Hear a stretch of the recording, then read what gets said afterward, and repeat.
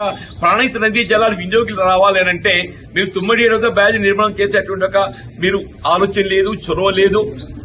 ఇవాళ మిగిలేదు మేడిగడ్డను మనం పునరుద్ధరింపజేసుకోవాలి. ఇప్పటికైనా కానీ ఏదైతుందో ఈ ప్రభుత్వం ఇంకా 2 ఏళ్లు ఉండబోతుందా, ఇంకా 2 ఏళ్లు ఉండబోతుందా చెప్పంటున్నా. ఇప్పటికైనా కళ్ళు తెరిచింది. ఇప్పటికే కళ్ళు తెరిచి నిన్నదాకా ఏమనుకున్నది, మేడిగడ్డ సాగు పెట్టి కేసీఆర్ గారిని దోషిగా నిలబెట్టే ప్రయత్నం చేసింది.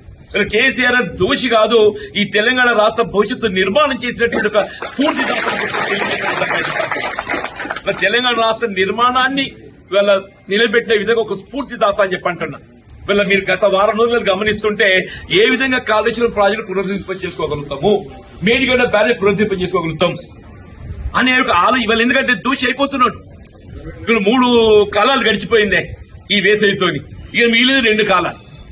ఈ 2 కాలాల్లో కూడా చేస్తా అంటే కూడా అవుతుందా కాదా తెలియదు కానీ చెప్తున్నా నేను. ఇంతకాలం అయితే ప్రకృతి సహకరించింది, మన కరువు రాలేదు.